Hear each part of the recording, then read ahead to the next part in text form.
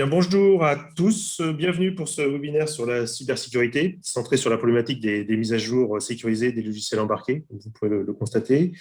Avant toute autre chose, merci à tous de veiller à ce que vos micros et caméras soient bien coupés pendant ce webinaire. Merci. Pour suivre ce Morning Live dans de bonnes conditions, je vous invite à passer l'application Zoom en plein écran et à régler en fait les paramètres d'affichage grâce à l'icône qui est située tout en haut de l'écran à droite et le passer en mode côte à côte intervenant. Ça vous permettra d'avoir d'un côté, enfin, sur la partie principale, d'avoir les slides qui seront présentés et puis à droite, la vidéo de l'intervenant. Ce sera beaucoup plus sympathique. Bon, bah, maintenant que nous sommes bien installés, nous pourrons faire la présentation. Donc, moi, je suis Jean-Philippe Hainaut, je suis ingénieur conseil chez WeNetwork et représentant du programme Captronic pour les Pays de la Loire. Je serai votre animateur pendant 7 heures que nous allons passer ensemble. Et pour traiter du sujet qui nous intéresse aujourd'hui, nous avons fait appel à un expert en cybersécurité, euh, plus spécifiquement dans le domaine de l'embarqué. C'est quelqu'un qui connaît vraiment le domaine de l'embarqué, mais il se présentera tout à l'heure. C'est Julien Moinard, qui est créateur de la société Lotus. Je laisse Julien se présenter tout à l'heure lorsqu'il prendra la main pour sa présentation. Alors, pour ceux qui ne connaissent pas encore WeNetwork, en fait, nous, notre credo, c'est la transformation digitale pour l'industrie du futur. Alors, avec en fait trois types d'activités que l'on peut proposer aux industriels et aux porteurs de projets. Déjà de l'expertise technique pour sécuriser les étapes clés d'un projet, aussi bien sur la partie technique que sur la partie fabrication. On a également une activité de formation. Vous verrez tout à l'heure, on reviendra sur cet aspect-là. Et puis aussi la mise à disposition de nos ressources industrielles, puisqu'on a en fait des machines de fabrication de cartes électroniques, donc en fait qui permettent d'expérimenter de nouvelles pratiques ou fabriquer des prototypes ou des petites séries pour les entreprises de la filière. Alors pour en revenir à notre webinaire, nous avons choisi de traiter un sujet qui est malheureusement d'actualité, qui est la cybersécurité, puisque je pense que ces derniers mois, on connaît tous une société qui a été l'objet qui a été la cible, pardon, de cyberattaques. Mais en fait, on se rend compte qu'il n'y a pas que les SI qui sont attaqués, les objets connectés sont aussi concernés. Il y a d'ailleurs une étude intéressante d'un cabinet américain qui montre que 57% des objets connectés sont vulnérables aux cyberattaques. Et pour cela, en fait, ils mettent en avant deux raisons principales. La première, c'est le pas de chiffrement des communications. Et puis la deuxième, c'est pas de possibilité de mise à jour du logiciel embarqué pour notamment corriger les failles de sécurité. Et donc, nous, en fait, sur ce webinaire, on a souhaité se concentrer sur la partie mise à jour de logiciels embarqués, mais vous verrez finalement, la partie chiffrement fait également partie forcément de ces aspects-là. Bien, bah, je laisse Julien présenter le cœur de ce programme plus en détail. Mais sinon, en fait, vous verrez qu'à la fin à la fin de ce webinaire, nous prendrons un peu de temps pour pouvoir répondre à vos questions-réponses, à vos questions, pardon. Nous essaierons d'apporter des réponses. N'hésitez pas à poser vos questions au fur et à mesure du webinaire via le fil de discussion. Vous vous trouvez dans les menus en bas de Zoom. Je prendrai ces questions à la fin. Et puis, nous conclurons en fait ce webinaire par la présentation d'une formation que nous avons monté spécifiquement pour vous permettre de maîtriser l'ensemble des mécanismes de sécurisation de la mise à jour de logiciels embarqués. Donc, voilà, on vous présentera tout ça en détail tout à l'heure. Sans plus attendre, Julien, je te laisse la parole. Donc, si tu veux bien prendre la main. Je vais prendre la main sur la présentation. Parfait. Est-ce que c'est bon? Est-ce que tout le monde voit bien? Pour moi, c'est parfait. Ok, bon. Alors, je vais commencer. Si vous avez la moindre question ou un souci, n'hésitez pas à faire une communication sur le chat et puis comme ça, on pourra régler ça rapidement ou si c'est juste des questions, on fera ça à la fin. Donc, effectivement, le sujet aujourd'hui, c'est la sécurisation des mises à jour embarquées. Alors, dans le thème de la cybersécurité et de manière plus générale, dans notre cas précis à nous, là, c'est logiciel embarqué et système embarqué, donc ce qu'on appelle l'IoT, les objets connectés, etc. On va se concentrer uniquement sur une des parties qui est la mise à jour et qui finalement est quand même un très grand sujet. Alors, avant toute chose, je vais juste me présenter un petit peu. Donc, moi, Julien Moinart, je suis gérant de la société Lotus. J'ai une dizaine d'années d'expérience en cybersécurité. Alors, cybersécurité, on l'entend souvent lié à l'IT, c'est-à-dire l'informatique, mais il y a aussi tout un volet IoT. Et entre autres, le test d'intrusion et l'accompagnement au développement d'objets connectés sécurisés. Il faut savoir que les cycles de développement de ces objets-là sont de plus en plus courts. Donc, ça va très, très vite et on peut arriver à faire des erreurs. Et c'est entre autres les statistiques qui nous le disent. Je suis aussi conférencier et formateur sur les sujets des objets connectés et de manière plus générale, la cybersécurité. Je traite différents sujets, notamment, je suis aussi un petit bureau d'études sur la partie uniquement cyber. Donc, je développe des objets connectés avec mes clients, mais je me concentre sur toutes les parties un peu compliquées liées à la cybersécurité, à la mise à jour des systèmes et tout ce qui est audit et tests d'intrusion. J'ai la double compétence au sein de ma société qui me permet d'accompagner aussi des clients sur la partie IT, donc informatique, donc qui permet de pouvoir traiter l'ensemble du sujet. Et on le verra par la suite qu'en fait, la cybersécurité et notamment des communications et des mises à jour, c'est évidemment un sujet aussi d'IT, mais ce n'est pas le cœur de la discussion d'aujourd'hui. Et évidemment, je fais aussi des formations très, très spécifiques sur des sujets bien particuliers, qui est le test d'intrusion web, la cryptographie de manière plus générale, et les audits et tests d'intrusion IT et IoT, étant donné que je traite les deux sujets. De par mon expérience, j'aimerais bien partager avec vous un petit peu une petite introduction à la cybersécurité, parce que je ne suis pas certain que tout le monde comprenne, en fait, en tout cas, les enjeux ou les mots-clés où on en est aujourd'hui sur le thème de la cybersécurité. Et puis, je vais essayer de le teinter cybersécurité IoT pour ce qui nous intéresse aujourd'hui. Et puis, je vais en profiter pour faire un petit retour d'expérience par rapport à ce que j'ai pu rencontrer. Le sujet d'aujourd'hui est vraiment la chaîne de démarrage sécurisée. C'est un gros mot, mais en fait, on l'appelle souvent Secure Boot ou des choses comme ça dans tout un tas de langages. Et j'aimerais bien un peu démystifier un petit peu tout ça parce que en fait, on mélange avec les bootloaders. Enfin, voilà, il y a plein de mots-clés, des problèmes d'amorçage. Voilà. Donc, je vais essayer de réexpliquer un petit peu tout ça pour bien décrire la problématique et essayer d'apporter des solutions. Notamment bien mettre en avant les enjeux des mises à jour et puis essayer de vous donner quelques recommandations avant qu'on puisse échanger à bâton rompu avec des questions si nécessaire. Voilà un petit peu le déroulement de ma partie. Donc pour une introduction, je vais quand même aller assez vite parce que le but c'est juste de mettre tout le monde avec les mêmes vocabulaires et comprendre un peu où est-ce qu'on se place quand on parle de cybersécurité des objets connectés et puis notamment la problématique des mises à jour. Donc il y a vraiment trois thèmes fondamentaux dans la cybersécurité. Il faut savoir qu'on cherche à protéger la disponibilité, l'intégrité et la confidentialité des données. Donc, ce qu'il faut comprendre, c'est que la cybersécurité, ce n'est pas que chiffré. Et d'ailleurs, notamment, on utilise souvent le mot crypté, etc. Donc, ça ne règle pas absolument pas tous les problèmes. Encore une fois, voilà, la confidentialité, elle sera protégée par le chiffrement et uniquement par le chiffrement, mais il reste quand même l'intégrité et la disponibilité. Donc, vous voyez, en chiffrant, on traite finalement que 30% du problème. Donc, ça ne suffit pas. Et donc, la mise à jour des objets connectés fait évidemment partie de ces sujets-là. On va traiter la confidentialité en chiffrement, et encore faut-il le faire correctement, mais on ne va pas traiter tous les autres sujets, qui est notamment l'intégrité des données. Et dans notre cas, on parlera plutôt de signature, mais tout ça, je vous expliquerai un petit peu après la différence.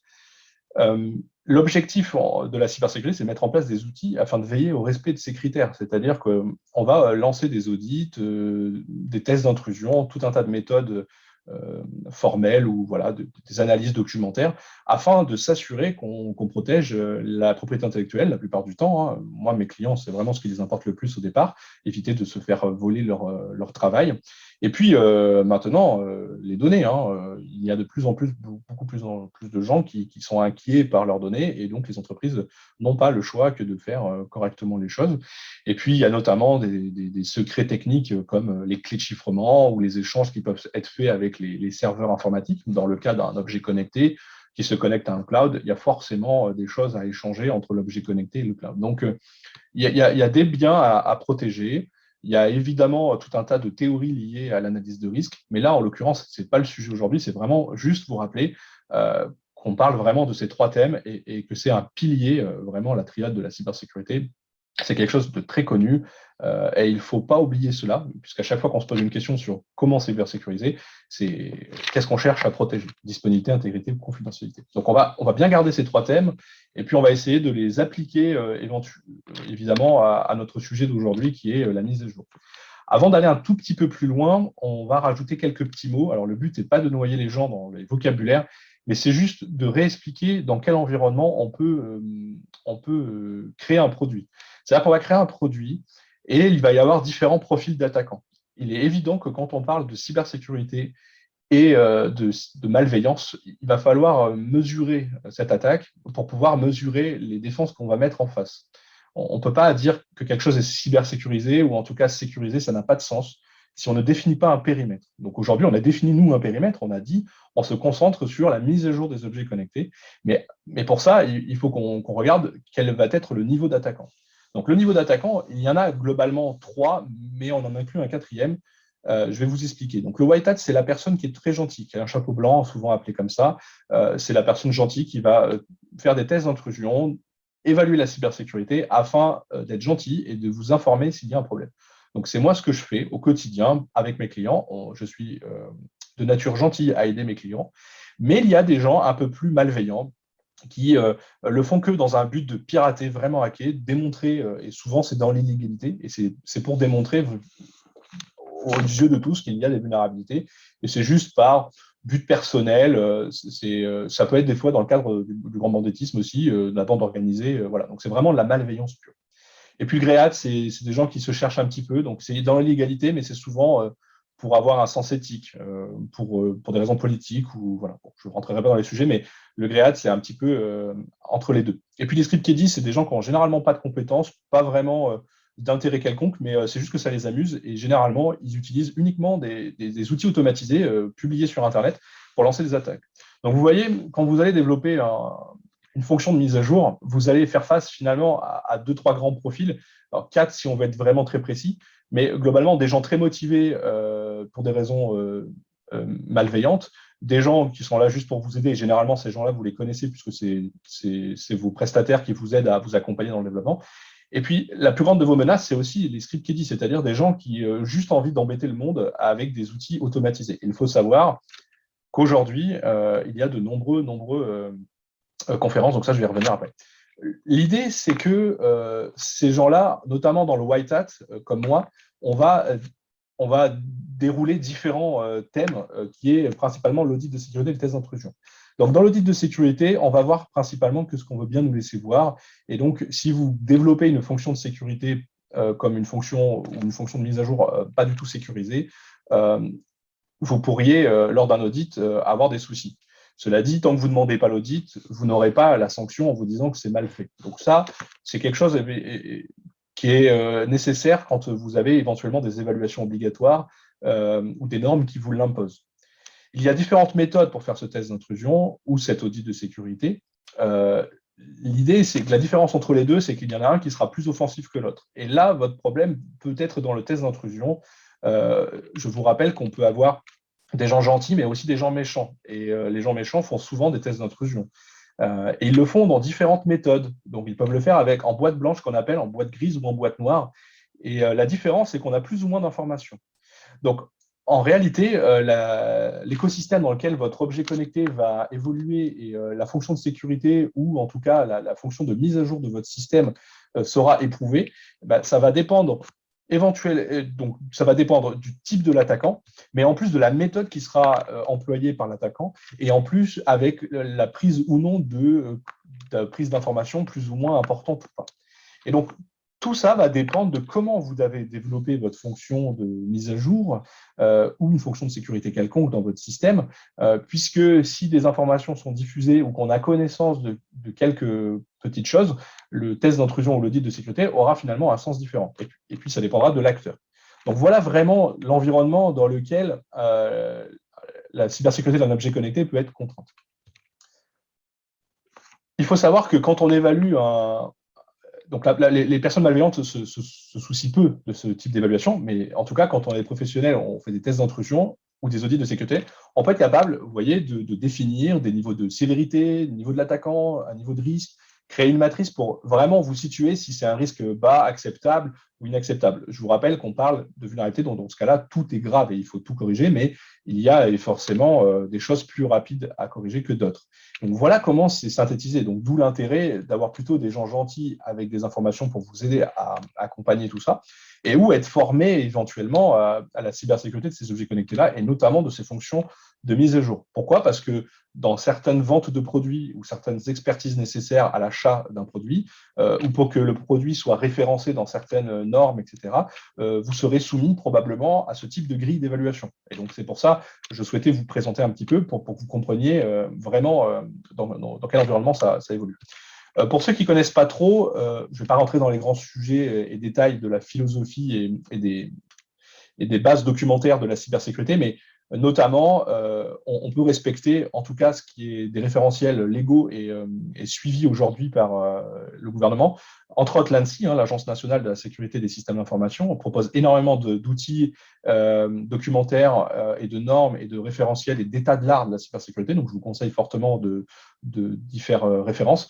Et RGPD, qui est un peu plus récent et qui est un peu plus connu de tout le monde, c'est notamment sur la protection des données personnelles. Donc, il y a des règles, c'est peut-être intéressant de les suivre. Et puis, le RGS, qui est pour le coup beaucoup moins connu, mais qui est un règlement absolument important à appliquer, notamment pour les opérateurs d'importance vitaux et notamment n'importe qui finalement qui a envie de faire un peu de la cybersécurité. Ce sont de bonnes règles, même si elles sont gouvernementales, elles sont très bonnes, donc c'est bien de les respecter. Et déjà, des fois, elles sont même obligatoires suivant les normes que vous voulez suivre. Donc c'est pour ça, il faut bien comprendre dans quel environnement votre objet connecté peut évoluer et peut être soumis. Les motivations pour prendre en compte la cybersécurité, c'est souvent le contexte métier. Donc ça, c'est à chacun, en fonction de la vente des produits, etc. Il y a des lois, il y a des normes, il y a la conscience humaine. Donc vraiment, ça dépend vraiment de la façon dont vous voulez traiter la cybersécurité. Ce qu'il faut savoir quand même, et le retour d'expérience qui est important à vous faire passer, c'est qu'il y a de plus en plus de publications de vulnérabilité et ça n'arrive pas qu'aux autres. Il faut savoir qu'aujourd'hui, il y a énormément de conférences et j'en fais partie quand je publie des choses dans ces conférences à travers le monde entier. C'est vraiment pas une slide qui présente l'exhaustivité, mais il faut savoir qu'il y a vraiment des tas de conférences et celles-là, c'est les plus connues. Donc, c'est des conférences où on peut se retrouver, vous voyez, à travers le monde, dans des salles à faire du test d'intrusion IoT. Dans certains cas, on est même outillé pour faire des analyses différentielles de courant, etc. Donc des attaques beaucoup plus compliquées. Et ce sont des événements qui rassemblent énormément de monde. Et on peut soumettre comme ça des vingtaines d'objets connectés et trouver une cinquantaine de vulnérabilités à la sortie. L'année dernière, c'était le cas à Dubaï sur Hack in the Box, c'était le cas. Donc voilà, je vais juste vous montrer que ça existe et que votre objet connecté, ça n'arrive pas qu'aux autres et ça peut être dans la masse des objets connectés. Donc là, c'est organisé, mais vous pourriez faire partie des gens dans la masse qui seraient testés malencontreusement. Donc c'est quand même quelque chose à bien connaître. Un autre sujet que je rencontre souvent dans mon retour d'expérience, c'est une méconnaissance ou en tout cas un amalgame entre la sécurité et la sûreté de fonctionnement.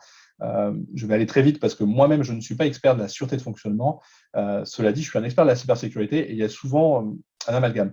Donc, un point qui est commun, c'est la disponibilité. On cherche, quand un avion vole, on cherche à ce qu'il soit disponible, c'est-à-dire que les moteurs restent allumés et que l'avion puisse atterrir. Donc, on cherche à vraiment s'assurer de la disponibilité de l'appareil.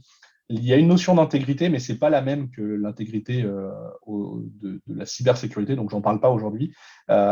Donc finalement, il n'y a pas de grand rapport. Par contre, on tend vers un fonctionnement.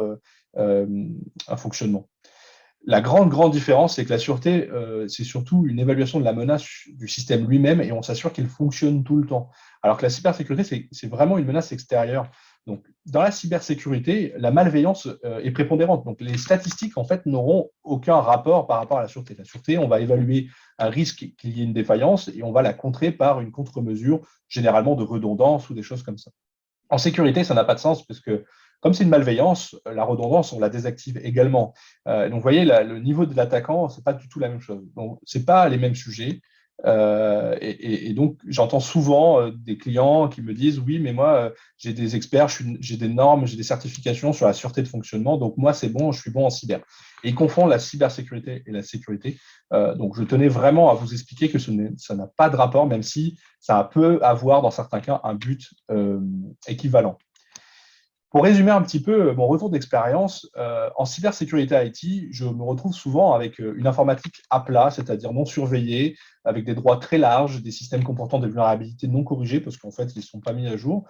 J'ai des fois des imprimantes dans des salles informatiques qui sont ouvertes. Vous voyez, donc on peut dire des fois que la cybersécurité informatique, c'est compliqué, mais des fois, le b.a.-ba simplement n'est pas fait. C'est-à-dire que n'importe qui rentre dans un système informatique a accès à des serveurs de production ou voilà. Donc, des fois, il y a des authentifications, mais la plupart du temps, les réseaux ne sont pas séparés. Enfin, il y a une augmentation de la surface d'attaque et des risques extrêmement élevés. Donc, quand on parle de mise à jour d'un système embarqué, on doit aussi parler d'informatique. Et c'est l'avantage que j'ai, c'est que je peux parler des deux, étant donné que je fais de l'audit de sécurité sur les deux et que je conçois des architectures pour les deux, et entre autres pour qu'elles fonctionnent ensemble. Je peux avoir aussi dans des parties communes des câbles qui passent d'un étage à l'autre. Donc, vous vous rendez compte, si vous cherchez à protéger votre objet connecté avec des mises à jour sécurisées, mais que derrière, vous les transmettez sur des câbles réseau qui sont tout bêtement dans des salles communes ou dans des parties communes à côté d'un ascenseur. Ça m'arrive très souvent en audit de site de voir ça. Et ou alors du code source. On peut avoir du code source avec des clés de chiffrement, des secrets, ou voire même des fois des droits sur des GitLab ou des GitHub qui sont pas très très bien protégés. Il n'y a pas que ces outils-là, il y en a des tas d'outils de gestion de projet qui sont très très mal sécurisés en entreprise. Donc, quand on parle de mise à jour sécurisée d'un objet connecté, on doit protéger la propriété intellectuelle du code, mais on doit aussi faire attention à la manière dont on le met à disposition sur le cloud, et puis surtout nos méthodes de développement et de mise à disposition de ces logiciels. C'est extrêmement important. Et puis la mise en production, bah là, c'est vraiment la chose où j'ai le plus de problèmes. Les firmware se retrouvent, les logiciels se retrouvent souvent dans les mails ou déposés sur des serveurs non sécurisés. Et pourtant, on cherche absolument à sécuriser la propriété intellectuelle pour éviter le clone d'un objet connecté. Donc, c'est quand même assez important. Alors, je suis resté concentré sur la mise à jour, mais la cybersécurité IT est un vrai sujet quand on parle d'IoT. Mais ce n'est pas la même chose, et je tiens vraiment à préciser cela. Pour la cybersécurité IoT, en termes de retour d'expérience, il y a évidemment, comme je vous ai déjà indiqué, le vol de la propriété intellectuelle, une atteinte à l'intégrité et à la confidentialité des données. Vous vous rappelez la triade. En fait, on atteint la plupart du temps les trois thèmes. Alors, il faut savoir que la disponibilité des données dans un objet connecté, c'est extrêmement difficile, puisque souvent il est sur batterie, il suffit de le débrancher pour qu'il ne soit plus disponible. Donc, ce thème-là de la triade de la cybersécurité, c'est très compliqué à valider. Cela dit, on peut faire un effort là-dessus. La méconnaissance ou un oubli de l'activation des fonctions de sécurité. La plupart du temps, les développeurs ont besoin d'un objet qui fonctionne et font l'impasse sur les fonctions de sécurité existantes afin de protéger la propriété intellectuelle. Donc, j'y reviendrai un petit peu après, mais il faut savoir, s'il y a bien un mot à se rappeler aujourd'hui, c'est le rideau de protection, le RDP. Alors après, chaque fabricant l'appelle un peu comme il veut, mais l'idée, c'est d'activer une protection pour éviter la relecture du firmware. Alors, ça ne fait pas tout, parce que suivant les gammes de produits, la RAM reste lisible, il y a des attaques connues, etc. Donc là, il faut se faire entourer quand même pour avoir un périmètre complet. Mais gardez en tête que si vous n'activez pas ces protections d'anti-lecture, on pourra relire le firmware, éventuellement le reverser, le décompiler, voilà, aller beaucoup plus loin dans l'analyse du système, ou tout bêtement le cloner. Sans rien comprendre, on le clone.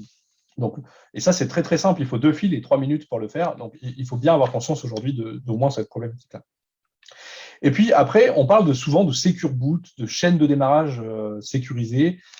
Donc, j'irai un peu plus loin tout à l'heure sur le détail, mais il faut bien faire la part des choses. C'est-à-dire que la mise à jour sécurisée, c'est avant tout un système qui n'accepte pas des logiciels provenant de n'importe où. Voilà, c'est avant tout ça. Et donc, on doit absolument mettre en place des bootloaders ou en tout cas, de manière plus générale, une chaîne de démarrage sécurisée afin de s'assurer que tout ce qui démarre a bien été produit par l'usine principale ou en tout cas quelqu'un de confiance. Ne pas confondre aussi une fonction de sécurité et une fonction sécurisée. Alors, ça va aussi pour l'IT, mais là, en l'occurrence, on parle vraiment d'IoT, d'objets connectés. Ne pas confondre fonction de sécurité et fonction sécurisée. Je n'arrête pas de voir des clients se méprendre sur l'utilisation de TPM ou d'éléments de sécurité, pour parler plus généralement. Ce sont des petites puces qu'on accole à notre objet connecté sous prétexte que ça va rajouter de la sécurité. Je vous rappelle que ça me permet juste de protéger un secret une fois l'appareil déconnecté. Donc ça, c'est effectivement relativement inviolable. Par contre, quand l'objet démarre, il a besoin de communiquer avec cette plateforme pour pouvoir récupérer le secret. Donc, suivant comment c'est implémenté, suivant comment c'est utilisé, comment c'est provisionné, il y a des tas de questions à se poser. Finalement, on peut se retrouver assez régulièrement sur des systèmes pas forcément plus sécurisés, voire même des fois pires, avec des plateformes Secure Element ou Trust plateforme module, parce qu'on se retrouve à envoyer des données qu'on n'aurait jamais envoyées si ce module n'existait pas. Donc, on peut faire des choses pires si c'est mal fait. Et puis, en plus, ça prend du temps. Du coup, il y a énormément de contraintes à ces outils-là. Donc, attention, ne pas confondre une fonction de sécurité et une fonction sécurisée. C'est extrêmement, extrêmement important. Et la mise en production non sûre, c'est la même problématique. On se retrouve dans une usine. Comment on s'assure que le premier logiciel qui a été mis dans une puce vierge est bien quelque chose qui provient de l'usine, puisqu'à ce moment-là, si il y a une malveillance à ce moment-là, vous ne pourriez plus rien faire à distance. Votre mise à jour sera acceptée à distance et vous pourrez compromettre un parc entier de systèmes électroniques. Donc, dans les grandes lignes, c'est vraiment ce sur quoi il faut faire attention aujourd'hui. La chaîne de démarrage sécurisée. Je pense que beaucoup de gens ont entendu parler des bootloaders. On a tout ça dans un téléphone quand il se met à jour. On a tout ça dans des petits objets connectés pour faire la mise à jour. Alors, il faut comprendre déjà qu'il y a la mise à jour à distance, mais il y a aussi de la mise à jour à distance par un câble USB. Je sais que ça n'a pas de sens de dire ça, mais en fait, quand on branche un câble USB, c'est quand même à distance, puisque finalement, c'est un peu pareil, parce qu'à distance, si c'est du Bluetooth, on va avoir un module Bluetooth. Alors, des fois, c'est intégré, mais à la fin de la fin, la trame arrive dans un endroit du processeur et on doit gérer ce cas-là. Donc, ça n'a pas vraiment de grande différence si on fait une mise à jour à travers un câble USB ou à travers une liaison un peu plus distance, à part le fait qu'on expose un peu plus le logiciel. Mais dans les faits, si on cherche bien et qu'on explique bien, c'est quasiment la même chose en termes de risque, même si évidemment, à distance pure, on a beaucoup plus de risques liés au transport du logiciel. J'aimerais opposer vraiment deux architectures pour que tout le monde ait bien conscience des risques et la différence de ces risques-là. Dans un système sans OS, ce qu'on appelle bare metal la plupart du temps, mais vraiment un simple microcontrôleur de tout ce qui est le plus simple, généralement, c'est qu'un seul programme. Et donc, c'est généralement avec un peu de RAM, un peu de flash. C'est un démarrage très simple puisqu'on démarre à une adresse bien connue et puis c'est rarement plus compliqué que ça. Alors, souvent, on peut avoir à minima un petit deuxième logiciel à des adresses bien connues aussi, ce qu'on appelle un bootloader, un programme d'amorçage. Généralement, il permet de gérer la mise à jour du système la plupart du temps. Et il peut y avoir énormément de risques là-dessus. Et c'est généralement cette partie-là qui n'est pas sécurisée dans le sens où elle accepte finalement un peu tout et n'importe quoi, et des fois dans n'importe quel ordre. C'est-à-dire qu'on peut rétrograder la version, on peut faire des mises à jour partielles, donc on pourrait créer comme ça des vulnérabilités. Généralement, c'est juste que ça accepte des mises à jour provenant de n'importe où. Donc ça, c'est le plus grand des problèmes. Et puis l'autre gros problème, c'est que beaucoup de fabricants les intègrent de base dans le silicium, et donc c'est activé par défaut. Et ça, c'est aussi des fois méconnu. Donc il existe bien des programmes d'amorçage activés par défaut, et souvent par des moyens très communs, du SPI, l'I2C, du CAN, l'USB. Donc souvent, avec 2 fils sur un microcontrôleur, vous pouvez mettre à jour votre système juste avec un câble USB. Même si vous n'avez pas d'USB dans votre système, il suffit juste de brancher ces 2 fils. Donc, il faut bien avoir conscience que ces bootloaders, s'ils ne sont pas désactivés par les fonctions de sécurité de type readout protection, vous vous retrouvez avec un objet connecté complètement falsifiable. Et ça, c'est la version la plus simple de l'attaque et qu'on peut arriver avec des bonnes contre-mesures quand même à régler. Cela dit, il reste qu'un niveau d'attaquant assez élevé. Là, on ne va peut-être pas forcément en parler aujourd'hui, mais c'est les attaques par canaux cachés, telles que glitching. On va pouvoir injecter des tensions variables dans l'alimentation du processeur et le faire planter dans les phases de vérification, notamment du rideau de protection. Donc, c'est un niveau d'attaquant plus élevé. C'est pour ça qu'il est nécessaire rapidement d'intégrer la cybersécurité simple. Cette sécurité, ça fait 10 ans que j'en parle et on trouve encore des clients qui oublient ce genre de choses. Donc, je continue à progresser dans cette communication parce que la prochaine étape va être les canaux cachés. Et ça, c'est vraiment un autre chantier beaucoup plus difficile à maîtriser. Donc, il faut absolument, absolument être capable de maîtriser ce genre de choses. Pour ce qui est du deuxième type de système que je rencontre très souvent, c'est les systèmes avec OS tels que Linux. On en a beaucoup aujourd'hui. Donc là, attention, c'est beaucoup plus compliqué puisque la mémoire est rarement à l'intérieur. D'ailleurs, elle ne l'est jamais même, puisque c'est tellement conséquent que ce n'est pas à l'intérieur du processeur. Donc on a vraiment une architecture avec un processeur, de la RAM et de la flash extérieure. Souvent même de la flash très très grande, en 16 gigabits, 32 gigabits. Donc ça se compte en giga, même octets. Donc, du coup, là, c'est plus la même chose. On ne peut pas se permettre de simplement activer un flag de protection. Ça ne suffit plus puisque les données sont à l'extérieur. Donc là, c'est une architecture bien plus complexe à faire démarrer et donc à sécuriser. Souvent, la notion de secure boot ne permet que la signature du bootloader. Donc, finalement, on ne chiffre pas les données. On atteint toujours la sécurité du Linux embarqué. On peut tout à fait, la plupart du temps, changer le root FS, le Linux embarqué en changeant son mot de passe dans ETC Shadow et puis repasser en route sur le système. Donc ça, c'est des choses assez simples à faire. Et souvent, il y a même des étages de débugage possibles par des fonctions de sécurité, pardon, des fonctions de débugage qui existent, puisque comme vous avez tellement d'étapes de démarrage, vous avez autant d'outils de débugage. Donc des fois, sur ce type de Linux embarqué, vous pouvez avoir une console série, vous avez un écran, vous avez la possibilité d'avoir des fonctions, quand vous restez appuyé sur un bouton, ça active un mode de programmation qui accepte tout et n'importe quoi. Enfin, voilà, donc ces systèmes-là, méfiez-vous quand on vous parle de Secure Boot, c'est tout un chantier, et notamment sur des plateformes un peu plus évoluées à base de Linux. Il faut vraiment essayer de se faire accompagner et bien comprendre les risques et les menaces. Donc, avant de parler de mise à jour sécurisée, il va falloir s'assurer que, encore une fois, la chaîne d'amorçage est elle-même sécurisée et n'accepte uniquement que des logiciels provenant uniquement de votre usine. Les enjeux de la mise à jour à distance, je pense que vous commencez un petit peu à les voir. On va devoir parler de chiffrement de bout en bout. Donc, tout le monde entend parler du TLS, etc. Aujourd'hui, c'est simple, c'est TLS 1.3. Pourquoi? Parce qu'on passe sur des technologies plus simples à implémenter, beaucoup plus rapides, comme l'AES-GCM. La difficulté des objets connectés, c'est le chiffrement des communications de bout en bout. Étant donné que vous n'avez pas le choix de faire ça, si vous utilisez des modules Bluetooth ou des modules Wi-Fi, etc., déportés, vous allez vous retrouver avec une communication effectivement probablement TLS entre votre module Bluetooth et votre cloud, mais cependant, à la sortie du module, avec 2 fils, vous aurez la possibilité de voir les données transiter en liaison série la plupart du temps, sans grande difficulté. Donc, c'est là où il faut peut-être s'orienter vers des technologies où ça embarque la partie radio au sein du processeur, ou en tout cas de créer une communication un peu plus sécurisée entre le module externe et votre système. Ça en va en fait de la sécurité de votre mise à jour. Alors pour cela, souvent, on résout le problème par un surchiffrement du firmware, c'est-à-dire qu'on va stocker de manière chiffrée et signer votre mise à jour sur un cloud. L'avantage, c'est que même si le cloud est violé, il n'y aura pas de difficulté il n'y aura pas d'atteinte à l'intégrité et à la confidentialité des données, étant donné que c'est chiffré de bout en bout. Cela dit, ça nécessite de mettre des mesures en place et notamment d'avoir une chaîne de démarrage sécurisée très fiable et maîtriser malheureusement la cryptographie et ne pas faire de bêtises quand on implémente la cryptographie. L'autre grand problème de la mise à jour à distance, c'est la bande passante, la consommation électrique, le nombre d'écritures possibles en flash. Et oui, dans les systèmes embarqués, on n'a pas tous de la flash comme la EMC qui peut être écrite avec des grands cycles. On est très vite limité, je vous rappelle, ça peut être 5 à 10 000 cycles sur des petits microcontrôleurs. Donc les enjeux sont très compliqués. Il faut peut-être avoir une notion de mise à jour partielle. Donc il faut développer des protocoles un peu sûrs pour faire ce type de mise à jour, pour éviter de rajouter des vulnérabilités et atteindre l'intégrité lors des mises à jour.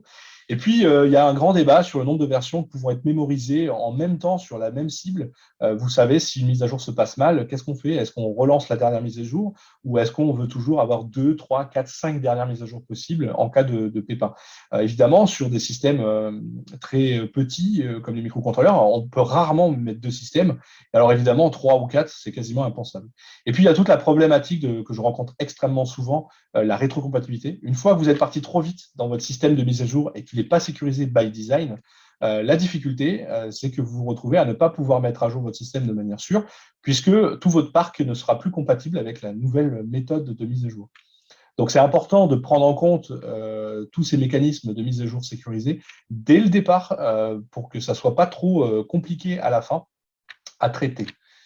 Le grand autre sujet, vous l'avez compris, c'est la chaîne de démarrage sécurisée. J'ai insisté, et j'insiste encore sur le fait qu'il faut désactiver l'ensemble des bootloaders du fabricant et mécanismes de débogage parce que par défaut, ils sont non authentifiés et permettent de faire des tas de choses dans le système. Donc, il faut absolument, tout ce que vous trouvez en fait assez intéressant lors du développement, il faut comprendre que généralement, ces fonctions-là, elles ne sont pas du tout bien pour la sécurité du produit. La preuve, puisque vous en servez pour accéder à du débugage. Donc, il faut comprendre ce qui est facile pour vous va l'être aussi pour un attaquant. Il faut clairement mettre en place un programme d'amorçage n'acceptant que les mises à jour provenant d'une source sûre. Vous n'avez pas le choix, malheureusement.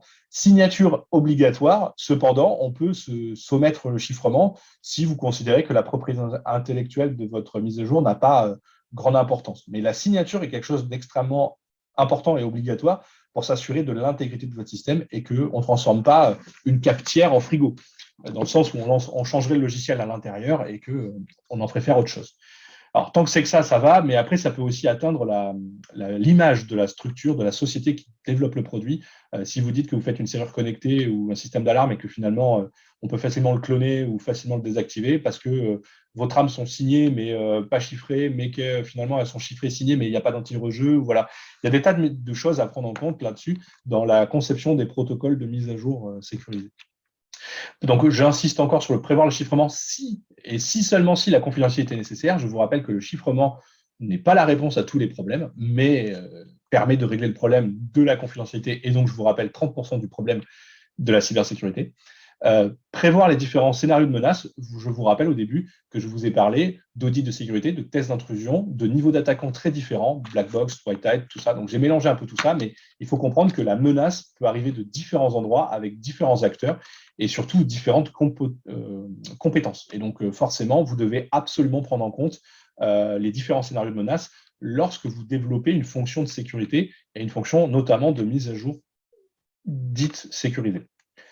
Et pour conclure, sur les recommandations pragmatiques, pour conclure cette présentation, c'est la chaîne complète qu'il faut sécuriser. Hein. C'est pour ça aussi que je suis parti sur cette activité un peu plus généraliste. Il faut comprendre que le cloud est indispensable pour ne pas compromettre l'objet à distance. Souvent, on peut avoir des vulnérabilités dans le cloud permettant d'accéder à l'objet, mais de la même manière, la sécurisation de l'objet est indispensable pour ne pas compromettre l'objet et le cloud, puisque l'objet peut contenir des secrets permettant d'accéder au cloud, et l'objet peut peut-être communiquer avec un autre objet aussi. Donc, il faut vraiment prendre en compte l'ensemble des données personnelles, de la propriété intellectuelle, des communications réseau, filaires.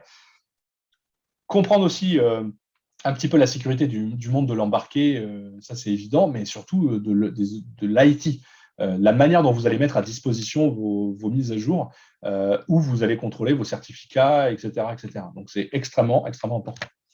En méthode générale, je propose d'analyser la surface d'attaque des systèmes connectés. Ça ne sert à rien de parler de cybersécurité si on ne met pas des règles, des périmètres et des limites à tout ce que vous faites. Sinon, c'est facile de dire c'est non sécurisé. Si le périmètre est infini ou à moyen infini, il y aura forcément quelque chose à trouver. Donc, il faut définir tout ça et définir ça dès la conception. Surtout, et définir les biens à protéger dès la conception, c'est-à-dire bien comprendre ce qu'on cherche à protéger et en fonction du niveau de menace, comme je l'ai expliqué juste avant. C'est important de mettre en place un processus de conception sécurisé, logiciel et matériel, ne pas oublier le matériel. Souvent, c'est mis de côté. On développe la carte et puis le PCB, et puis après, on se pose la question, quand un auditeur passe, que c'est mal fait. Non, il faut le faire vraiment dès le début. Je vous conseille vraiment de le faire dès le début. Une carte, une fois qu'elle est partie en prod, il faut la recommencer et on peut pas. Les mises à jour, ça ne fait pas tout non plus. Il faut former les équipes de R&D à la prise en compte de la sécurisation dès les phases de conception, et notamment, vous avez vu les phases de compréhension de la cybersécurité et les phases de compréhension surtout de l'analyse en fait, des vulnérabilités et du niveau de la menace et des attaquants. Puisque forcément, ça ne sert à rien de se former sur du web si vous n'en faites pas. Mais par contre, si vous faites de la conception de mise à jour ou de protocoles propriétaires, radio, etc., ça peut être super intéressant de quand même être bien informé de tout ça. Vous avez vu, rideau de protection, je ne suis pas certain que tout le monde l'ait vu. Alors, si c'est le cas, tant mieux. Mais après, des fois, c'est connu et pas implémenté. Ou alors, des fois, c'est écrit dans des documents, mais quand on va en production où je fais des tests d'intrusion, ce n'est pas fait. Ça m'arrive aussi. Donc, tout ça, ça doit être intégré dans un processus d'audit et de test. C'est vraiment travailler intelligemment sur ces sujets-là. Parce que c'est tellement compliqué et divers et varié qu'on ne pourra pas tout traiter. Ce que je propose aussi, c'est de réaliser régulièrement un audit ou un test d'intrusion. Alors, le test d'intrusion est très offensif et va utiliser des méthodes très offensives comme un vrai attaquant. Donc, du coup, ça permettra d'avoir une vraie idée du niveau de menace. Cependant, c'est un temps très contraint.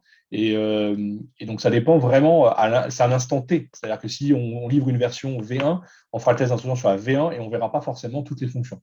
Et l'audit, c'est plus un accompagnement régulier qui peut être plus à même à être en boîte blanche, c'est-à-dire avec les informations, afin d'aider. Et c'est là-dessus que moi, je travaille beaucoup, c'est sur l'assistance à la conception sécurisée. Puisque le test d'intrusion, c'est généralement un peu trop tard dans ces systèmes-là. Une fois qu'il est développé, dire que ça ne va pas, c'est un peu, ça ne va pas vraiment avec définir dès la conception la sécurité. Donc moi, je suis plutôt d'avis, à chaque grand changement, ou à chaque grande question de protocole ou voilà, de choses importantes, vous faire accompagner sur un audit sur la sécurité vraiment pure. Alors, la sécurité est souvent associée à l'IT, j'insiste bien. Il y a énormément de sujets sur la sécurité des objets connectés et notamment des chaînes de démarrage. Je travaille beaucoup avec NVIDIA en ce moment sur des chaînes de démarrage de Linux extrêmement compliquées. Vous avez des dizaines et des dizaines d'outils de chaînes, de bootloaders différents, etc., qui s'enchaînent les uns derrière les autres pour démarrer différents systèmes. Et la chaîne complète à sécuriser est un vrai casse-tête. Donc, c'est pas toujours simple sur des systèmes, surtout à base de Linux. Utiliser des outils d'aide à l'audit, ça peut être intéressant, comme des scanners de vulnérabilité pour le monde du web. Pour le monde de l'IoT, c'est un peu plus compliqué. Là, il faut peut-être plus s'orienter vers des plateformes d'entraînement à la cybersécurité, se former régulièrement, c'est-à-dire voir sur un système vulnérable comment ça se passe pour que vous soyez capable de mesurer ce risque et pourquoi pas le reproduire chez vous dans votre laboratoire pour voir que c'est mal fait et puis vous entraîner à corriger par rapport à ce qu'on vous a déjà expliqué. Donc, ça nécessite d'adapter aussi vos compétences d'audit de sécurité. Souvent, il faut le voir une fois, et une fois ou deux pour comprendre que ça existe et se rendre bien compte de la menace pour vraiment ne plus oublier ça. Ça fait un petit peu électrochoc, mais c'est très offensif, mais au moins ça vous montre comment ça se fait. Donc, voilà. Et auditer régulièrement, donc je parlais d'audit et test d'intrusion, mais vraiment technique, mais il y a aussi auditer régulièrement la manière dont vous gérez les projets et le processus de comment vous envoyez vos mises à jour à votre client, votre fournisseur, votre MS, enfin voilà, il y a vraiment, ça c'est une partie plus organisationnelle, mais je me dois d'en parler quand même. Si on fait tout sans se rendre compte de ce qu'on fait et que c'est pas écrit, on sera forcément à côté. Chacun fera un peu comme il le sent, et c'est comme ça que moi, dans mes audits, je me retrouve avec des incohérences, des chefs de projet qui me disent mais si, c'est comme ça qu'on fait. Et puis en fait, le chef de produit ou le développeur me dit qu'il fait carrément autrement parce que la procédure il la lit pas et voilà. Donc il faut quand même essayer d'auditer régulièrement pour s'assurer que ce qui est écrit sur le papier, ce qu'on a préconisé, est réellement bien ce qui est fait au quotidien. Et puis, le problème de la cybersécurité, c'est que ça évolue énormément. Donc, il va falloir maintenir en conditions opérationnelles dans le temps. Ça revient un petit peu à l'audit régulier, mais c'est surtout qu'il va falloir faire de la veille et ne pas avoir peur de faire de la veille pour se rendre compte des nouvelles menaces, des nouveaux risques qui apparaissent. Et puis, pourquoi pas poser des questions à des experts pour vous donner des débuts de solutions à des sujets qui sont prépondérants en cybersécurité. Donc, ça, c'est la méthode générale. Et là, je vais aller beaucoup plus vite sur je vous laisserai les slides de toute façon, vous les aurez. Mais l'idée vraiment pratico-pratique, pour ceux qui sont vraiment très techniques, il faut désactiver toutes les interfaces de déblocage et notamment les fusibles, les brûler pour éviter qu'on puisse redésactiver ce type de sécurité. Donc, le rideau de protection, désactiver tous les bootloaders. Donc, attention, on pourrait avoir sur l'I2C, SPI, le CAN, l'USB, l'Ethernet. Donc, c'est vraiment la folie. On peut tout reprogrammer par là. C'est encore souvent désactivé par le rideau de protection, RP, mais ça peut être des fois des fonctions séparées. Donc, méfiez-vous en fonction des fabricants. Notamment chez Texas ou NXP, on pourrait avoir des choses un peu différentes. Donc, c'est vraiment deux sujets différents, mais qui des fois est réglé par le même sujet. Ça prend 3 secondes à faire en usine. Par contre, il faut l'automatiser. Donc, c'est peut-être là la difficulté. Mettre en place une chaîne de démarrage sécurisée, vous l'avez compris. Secure Boot, attention à la définition de Secure Boot, qui n'est pas tout le temps une chaîne de démarrage sécurisée. La plupart du temps, ça signe uniquement la première étape du boot. Donc, ça veut dire qu'on a tout le reste et on a toutes les autres étapes falsifiables. Et donc, en fait, ça permet quand même de falsifier une grande partie du système. Mémorisation de toutes les données sensibles dans la flash du microcontrôleur, dans le cas d'un microcontrôleur unique. Et puis, utiliser des éléments de sécurité, mais intelligemment et correctement appairés, bien entendu, dans le cas où vous avez besoin d'avoir de la cryptographie externe. Faites attention au CRC, la redondance cyclique. Je vois souvent des gens faire du CRC sous prétexte que ça fait de l'intégrité. Je vous rappelle qu'à CRC, il n'y a pas de clé de chiffrement. Donc, en fait, on peut recalculer bêtement ce CRC. Donc, si on change un contenu, il est plus intègre, évidemment, mais si on recalcule le CRC, on peut. Alors, des gens vont me dire, il me faut le polynôme, etc. Mais c'est souvent le même et ça se retrouve par des fonctions mathématiques. Donc, voilà, CRC, c'est la sûreté de fonctionnement, la sûreté du canal, l'intégrité du canal. Mais ce n'est clairement pas l'intégrité au sens signature et au terme de la cybersécurité. Donc, si vous voulez faire de la sécurité et de l'intégrité des données, notamment l'intégrité, c'est la signature qu'il faut s'orienter vers vraiment la signature. D'accord ? Et puis, aucune donnée doit être dans des mémoires externes. Alors, on le voit sur les Linux embarqués, on en a partout, ou dans des microcontrôleurs où on a besoin de place. On a des EPROM externes qui contiennent des tas de données. Et il ne faut pas oublier que ces données sont malléables. On peut les modifier par des outils, des scanners I2C, SPI, tout ça. On peut changer le contenu et ces données peuvent soit se retrouver dans l'objet connecté et atteindre un fonctionnement différent, on peut modifier le comportement de l'objet, et où on peut carrément envoyer ces données directement dans un cloud. Ça m'arrive des fois d'avoir des vulnérabilités du monde web en injectant quelque chose depuis une mémoire physiquement dans la carte que j'ai dans les mains. Donc, il faut vraiment faire attention. Et puis, attention aux algorithmes. Il faut utiliser des algorithmes réputés et ne surtout pas réinventer la roue en termes de cryptographie. Donc, faites-vous accompagner là-dessus. Des fois, les choses les plus simples sont les meilleures et ne surtout pas réinventer la roue en cryptographie. Il faut prendre en compte les aspects des attaques par canaux cachés. Ça, c'est à vous de voir. Ça dépend du niveau d'attaquant que vous voulez prendre en compte. Mais sachez qu'il existe des vulnérabilités permettant de contourner le rideau de protection. Alors, je ne dirais pas facilement, mais de plus en plus facilement en tout cas. Donc, si c'est un sujet qui vous intéresse, ça fera aussi partie de formations qu'on pourra donner. En tout cas, moi, j'y travaille parce que j'aimerais le mettre à portée de main de tous. Et dernière slide pour avancer de manière pragmatique pour que vous ne partiez pas bredouille avant d'aller manger. L'idée, c'est de chiffrer pour la confidentialité, mais l'implémentation doit être correcte, c'est-à-dire notamment les vecteurs d'initialisation, le choix de l'algorithme, il ne faut pas faire n'importe quoi.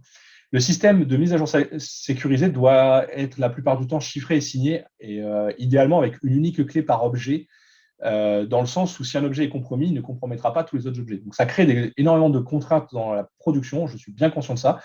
Tous mes clients ont ce problème-là, mais j'en accompagne plusieurs par an, et la plupart du temps, on finit toujours par trouver une entente, ce qui permet d'avoir aussi un ciblage d'objets. Donc si on veut mettre des mises à jour différentes par client, etc., ça a beaucoup d'autres avantages en termes de suivi, etc. Donc, c'est compliqué, mais c'est largement faisable. Je l'ai fait des tas de fois et sur des grands comptes, donc c'est faisable.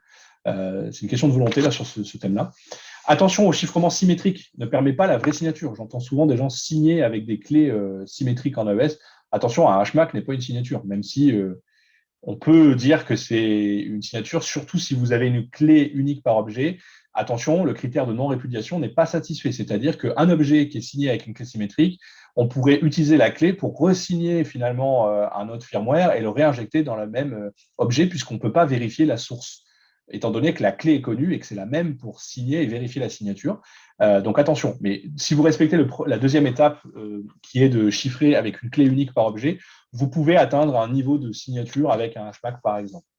Le choix des vecteurs d'initialisation, j'en ai parlé un peu trop vite au début, mais clairement, il faut faire attention. C'est complexe à gérer pour les espaces de stockage. Donc, si vous avez des espaces de stockage à sécuriser, attention, ça doit être absolument unique et aléatoire, et ça dépend du mode. Donc là, il faut vraiment se faire accompagner. La crypto, là, ça ne s'invente pas du tout sur du chiffrement de données de type disque dur dans Linux, par exemple. C'est très, très grave. On peut vite faire des bêtises. Attention à l'aléatoire qui ne l'est pas, c'est la plus grande des erreurs que je peux trouver. Donc la notion d'entropie, c'est vraiment le côté aléatoire. Attention, il faut vous baser sur des grandeurs physiques et faire très attention d'où vous vous basez pour faire le calcul de l'aléatoire. Parce qu'en fait, les clés ne sont pas forcément générées aléatoirement. Même pire, elles peuvent être devinées à l'avance si vous utilisez des générateurs de nombres basés sur des PRGN, NSFR, etc. Ce sont des réseaux en fait où dès que vous mettez un caractère au départ, vous connaissez la chaîne complète. Donc, c'est un générateur de nombres pseudo-aléatoire, et donc, comme son nom l'indique, vous pouvez deviner à l'avance ce qui va se passer. Attention aux attaques par rejeu, on n'en a pas beaucoup parlé là, mais dans le système de mise à jour, on pourrait rejouer des trames, rejouer des mises à jour. Donc, faites très, très attention. Ça, c'est un gros sujet. Et puis, pas de sécurité par l'obscurité, surtout si c'est la seule sécurité. Je vois beaucoup de clients créer des mises à jour en mettant des morceaux de code cachés dans du code source, en me disant, voilà. Et en fait, c'est vrai que ça ralentit, mais ce n'est pas de la sécurité, c'est juste de l'obscurité. Donc, faites très attention à ça, c'est très, très mauvais, surtout aujourd'hui, à l'ère des conférences, etc. Il y a beaucoup de chercheurs qui ne lâchent pas le morceau là-dessus. Donc, faites vraiment attention.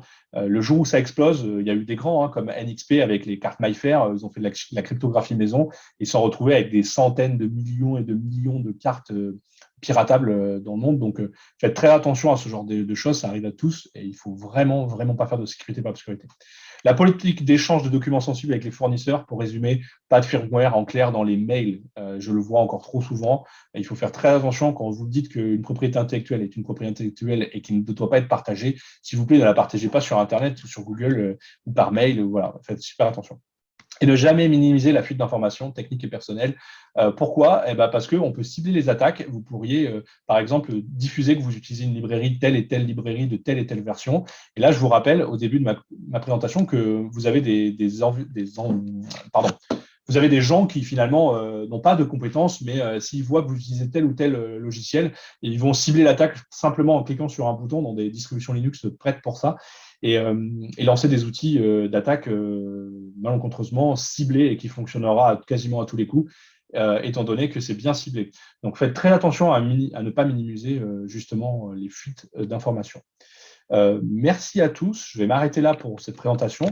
Si vous avez des questions, je vous laisse mes coordonnées et puis je vais laisser la parole à WeNetwork. Oui, merci Julien pour cette présentation, pour la qualité de cette présentation. N'hésitez pas à poser vos questions. A priori, c'était assez clair parce que j'en vois très peu. Moi, j'en avais peut-être une, Julien. Je suppose que alors, tu as parlé de sûreté de fonctionnement, effectivement, et comme pour la sûreté de fonctionnement, il n'y a pas de système sûr dans l'absolu. Je suppose qu'il n'y a pas non plus de système, on va dire, qui respecte dans l'absolu la cybersécurité. Donc, comment on définit en fait son niveau de cybersécurité? Est-ce qu'il y a il y a des outils, il y a des règles en fait? Alors, effectivement, c'est le grand sujet. Objectivement, aujourd'hui, il n'y a pas grand-chose à part, je dirais, la CSPN. Donc, c'est une sorte de pen test. Alors, déjà, c'est franco-français, donc il faut faire attention. La CSPN, c'est finalement un gros test d'intrusion validé par un CESTI, donc un laboratoire accrédité par l'ANSSI. Là, ça permet quand même d'avoir un niveau de pen test assez évolué et permet de donner un niveau de sécurité. Cependant, comme tout test d'intrusion ou comme toute certification, il va y avoir un périmètre. Donc, de la même manière, dans la sûreté de fonctionnement, il y a des règles qui sont posées, comme ne pas que les testeurs ne soient pas ceux qui aient codé le système. Il y a tout un tas de la couverture du code aussi quand on développe, etc. Donc là, en cybersécurité, on est assez pauvre là-dessus, on n'a pas grand-chose. Alors, c'est en train de changer, et notamment, alors vous avez aussi, pour ceux qui connaissent, le critère commun, le CC, qui est un peu plus européen. Mais là, attention, hein, les tickets d'entrée, c'est extrêmement cher sur les critères communs. C'est des évaluations qui coûtent très cher et qui, en plus, sont extrêmement ciblées, sur certains cas, sur de la crypto pure ou des puces. Voilà. On est très loin de ces sujets de mise à jour ou de la sécurité, vraiment comme on peut l'entendre en termes de pen test pur. Pour ça, il va falloir attendre un petit peu, et c'est en train de se faire, tout ce qui est IEC 62443, qui est en train de vraiment se formaliser, et notamment de créer un schéma d'évaluation sur la 62443. Et là, quand je la lis, la norme, on atteint, à mon avis, quelque chose d'intéressant. Donc l'avenir, à mon avis, dans les prochains mois, ça va être de développer un objet connecté compatible, ou en tout cas certifié. Alors, ce n'est pas certifié parce qu'on va donner un niveau. Donc, en fait, vous passez, quoi qu'il arrive, haut la main l'évaluation 62443, IEC 62443, pardon, IEC 62443.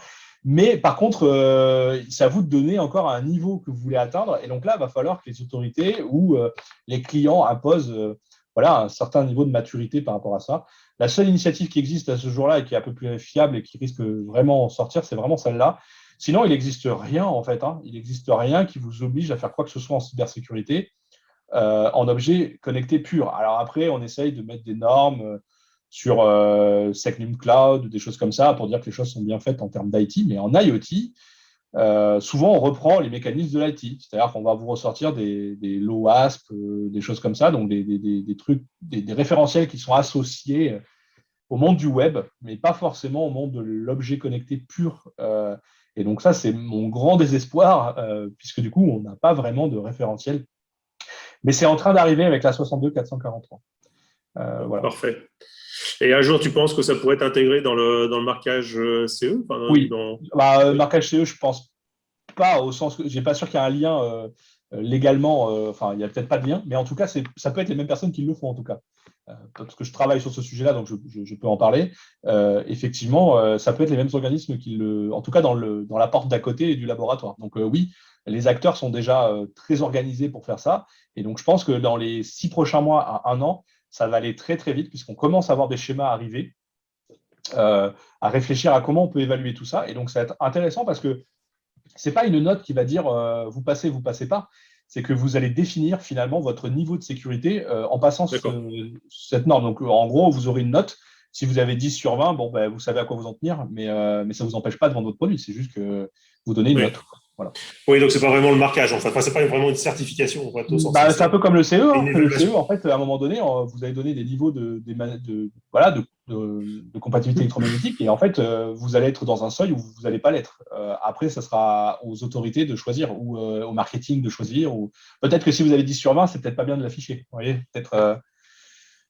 Voilà, mais ça c'est vraiment, ça va se faire et je pense que c'est une bonne chose parce que le référentiel est plutôt pas mal et ça représente pas mal de vulnérabilités liées aux objets connectés réels pour une fois. On parle D'accord. par exemple, on parle de rideau de protection, on parle de mise à jour sécurisée, on parle de tout ça. Donc je suis hyper content de voir ça dans ce type de normes. Moi qui ne suis pas un grand organisationnel de la sécurité, je trouve ça génial parce que enfin c'est écrit. Et ça a l'air de prendre, la mayonnaise a l'air de prendre. Donc, je pense que ça va finir assez rapidement dans des centres d'évaluation et on va pouvoir D'accord. tourner et sortir des notes assez rapidement. Donc, je suis très content de Et ça. donc, et donc à toi, en fait, enfin à toi, je veux dire, au développeur ou plutôt à l'entreprise de se faire en fait son analyse de risque ou son positionnement, son mapping par rapport à ces exigences de cette norme, en fait. C'est ça. Alors, c'est très difficile. Donc, c'est là aussi où il y a un accompagnement qui peut être fait avec les opérateurs d'évaluation.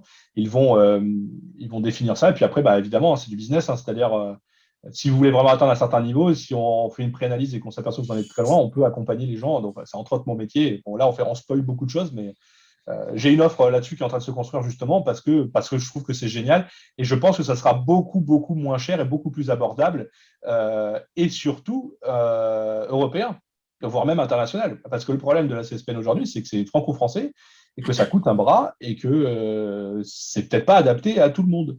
Donc, je suis très ravi de cette initiative et je pense qu'il y aura des choses très intéressantes. Pour répondre à une Ok. question, effectivement, comment mettre une mise à jour partielle tout en garantissant l'intégrité du firmware? Eh ben, c'est justement là où souvent il y a des problèmes.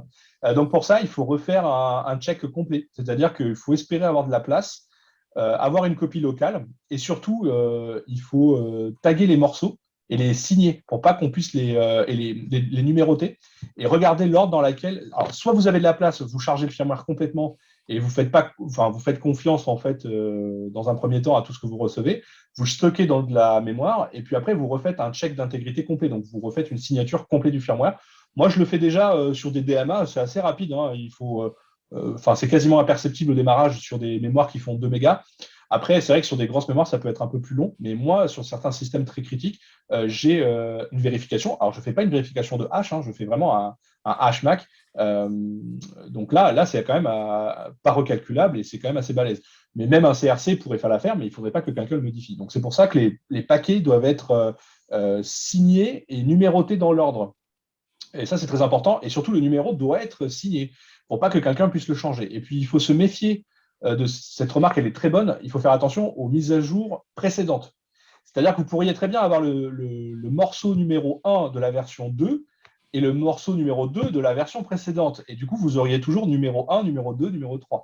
Et vous pourriez reconstruire comme ça un firmware. Alors, il faudrait avoir de la chance quand même, mais on pourrait reconstruire comme ça un firmware recontenant des vulnérabilités. On peut très bien imaginer qu'une partie de la flash, ça tombe bien, vous avez le bon alignement de la flash, et vous pouvez mettre à jour le morceau qui vous arrange, finalement, sur une version qui est corrigée, vous réappliquez une vulnérabilité. Donc, ça m'est déjà arrivé que l'intégrité ne soit pas vérifiée morceau par morceau et par version précédente, version suivante. Donc, il faut faire attention au downgrading, le fait de revenir en arrière sur une version. Et en plus, effectivement, sur la mise à jour partielle, la seule solution, c'est de refaire un contrôle complet. Complet, ou alors vérifier morceau par morceau. Moi, sur un système, je n'ai pas eu le choix que de le faire morceau par morceau, dans le sens où je n'avais pas la place, tout simplement. Bah, vous doutez bien, sur des microcontrôleurs qui ont 500 kg de flash, à des moments, on est un peu limité.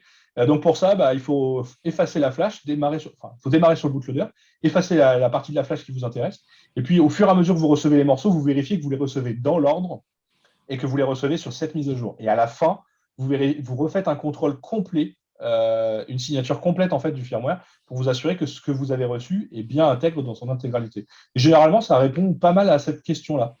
Donc après, ça dépend évidemment des ressources que vous avez, mais ça répond bien à cette problématique-là. Parfait. Est-ce que tu as d'autres questions? Parce qu'a priori, c'est une question qui a été transmise en direct, parce que moi, je ne la voyais pas Ouais, elle est dans la dans le fil. discussion. Ouais, elle est dans la discussion.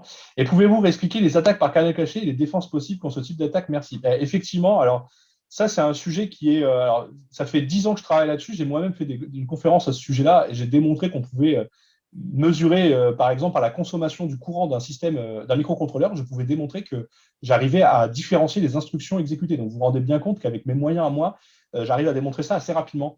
Donc, effectivement, c'est un vrai sujet.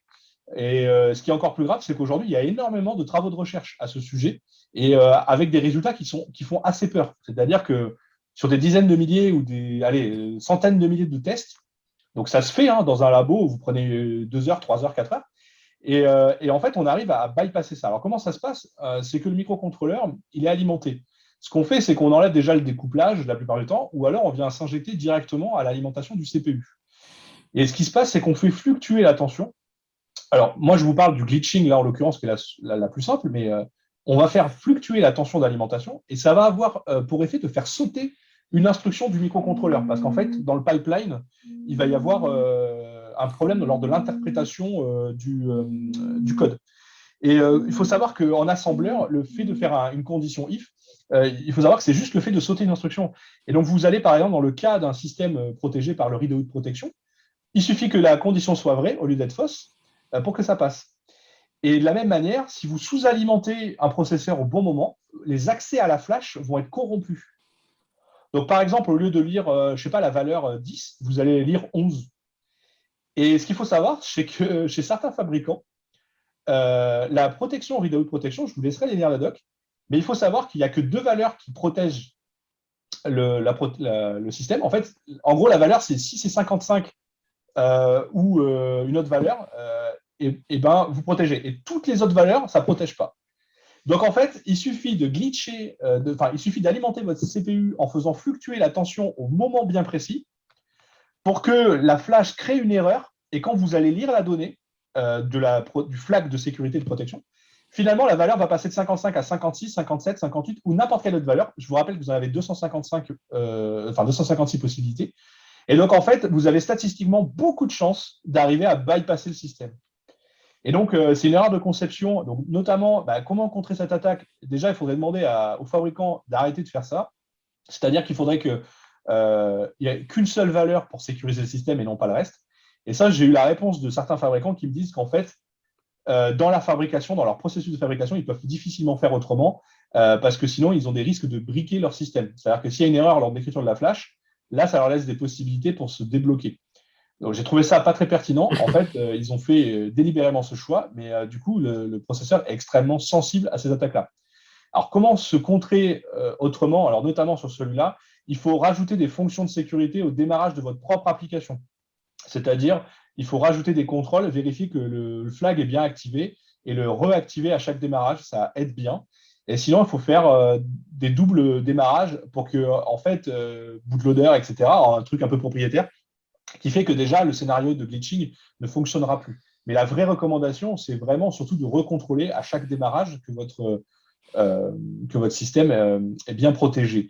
Sur les autres niveaux, les autres attaques à canaux cachés, comme les attaques de DPA, analyse différentielle de consommation de courant, et ben là, c'est très subtil. Tout le monde est vulnérable à ce genre d'attaque. Et tous les microcontrôleurs d'entrée de gamme, ou en tout cas de moyenne gamme, qui ne sont pas typés sécurisés, vous aurez ce problème-là. C'est-à-dire que si vous faites de la cryptographie logicielle ou matérielle avec votre microcontrôleur et que ça va forcément consommer, et vous allez voir potentiellement des clés de chiffrement apparaître dans la consommation de courant. Alors attention, c'est très statistique, c'est très compliqué ce genre d'attaque, mais ça existe. Et donc, moi, en tout cas, sur les canaux cachés, celle que je vous demande de faire attention, c'est surtout la partie glitching avec la tension d'alimentation qui fait énormément de dégâts. Après, il y a électromagnétique, émanation, et il y en a plein d'autres. Donc, celles-là, elles sont très complexes, mais ça existe, et donc il faut vraiment prendre ça en compte. Ok, Julien. Alors, je te dis, est-ce que si tu vois une dernière question, tu peux la prendre, mais après, on va passer à la conclusion. J'en ai pas d'autres. Moi, je ne les vois pas, malheureusement. Je pense que ça a été transmise en direct. Sur discussion, c'est ouais. Mais sur discussion, mais moi, je ne les vois pas dans le fil. Bon, très bien. Merci, Julien, pour tous ces éléments. On va passer à la conclusion. Alors, comme vous l'avez vu, en fait, l'idée, ce n'était pas de faire de vous des spécialistes au bout d'une heure. Hein. C'est un sujet quand même qui est complexe et riche. Donc, ce qu'on vous propose, c'est de mettre en place une formation qui est prévu sur 3 jours, du 28, 29 et 30 septembre à Angers. On verra soit sur place, soit éventuellement en distanciel. On verra suivant les demandes. Mais l'idée, en fait, c'est de vous proposer une formation qui est à la fois pratique et pragmatique sur justement comment sécuriser l'exécution du code, comment protéger la propriété intellectuelle, être capable de mettre à jour son système embarqué de manière sûre. Enfin voilà, donc préparer une chaîne de démarrage sécurisée et l'usage de la crypto, comme on a pu le voir en fait lors de cette présentation. Donc c'est vraiment une formation qui sera très pratique, hein, puisque plus de 50% du temps sera consacré à des TP qui seront réalisés sur une plateforme d'entraînement à la cybersécurité qu'a mis au point Julien et qui est vraiment spécialisée sur les objets connectés et qui permettra de traiter en fait. Alors nous, même si on se focalisera sur cette formation-là, sur la partie plus embarquée, c'est une chaîne qui permet de tester de bout en bout l'aspect sécurité. Hein, Julien, je ne sais pas si tu peux en dire quelques mots de plus. Oui, c'est ça. Bah, en fait, c'est une carte qui contient un grand écran avec tout un tas de capteurs voilà, c'est vraiment pour se mettre dans la peau d'un objet connecté. Et l'idée, c'est de rentrer dans la peau du développeur et de se dire voilà, j'ai un système à mettre à jour. Et on va essayer de reprendre un peu tous les points. Enfin, c'est tous les points que j'ai évoqués aujourd'hui, mais rentrer en profondeur. Et donc l'idée, c'est vraiment d'essayer de la faire en présentiel, puisqu'il y a vraiment 50% de TP. Et le but, c'est de partir de ces 3 jours avec une implémentation cryptographique, en ayant créé son propre protocole propriétaire. Voilà, comprendre vraiment les enjeux de tout ça, mais vraiment être capable de le faire au bout de 3 jours. Le but, c'est de pratiquer pour être capable de le faire. C'est pas que en parler comme j'ai pu le faire aujourd'hui. Tout à fait, c'est vraiment de mettre en pratique. Donc déjà, vous pourrez, si ça vous intéresse, hein, vous pourrez vous préinscrire à cette formation sur le site de WeNetwork. On va vous envoyer le lien enfin, je pense que d'ici demain, on va vous transmettre un mail pardon, avec un lien à la fois vers la vidéo de ce webinaire et puis aussi avec le lien pour vous préinscrire à cette formation. Donc, n'hésitez pas, si ça vous intéresse, hein, à vous préinscrire. Puis, écoutez, je pense qu'il est le moment de conclure. Julien, merci pour la qualité de cette présentation. Et puis, j'espère qu'on pourra continuer ensemble sur ces travaux-là et sur ces sujets-là. À tous, j'espère que ce webinaire vous a donné quelques billes pour vos prochains développements. Et si vous souhaitez aller plus loin dans la découverte des mécanismes, n'hésitez pas à participer à notre formation. Je vois que déjà, en fait, vous avez en ligne sur le chat, hein, vous avez le lien vers notre site où vous pourrez vous préinscrire. Sinon, je vous invite également… Ah, attendez, j'ai eu un petit souci. Je vous invite également à prendre en info quelques événements qu'on organise. Donc, on a un prochain webinaire sur aussi un sujet d'actualité sur comment faire face à la pénurie, comment la supply chain électronique va accélérer sa digitalisation et qu'est-ce que ça va apporter. Et puis, on a une autre formation qui peut être intéressante sur tout ce qui est Bluetooth Low Energy et Mesh, hein, pour des réseaux, comment utiliser Bluetooth en réseau Mesh, qui se déroulera du 29 juin au 2 juillet à Angers sur le site du Technocampus. Bien, donc, merci, à très bientôt. Comme je le disais, cette présentation sera disponible dès demain sur notre chaîne YouTube. Et puis, nous enverrons un mail avec le lien pour la télécharger. Voilà, donc à tous, à bientôt pour un prochain événement et bonne journée. Merci à tous. Bon appétit. Bon appétit.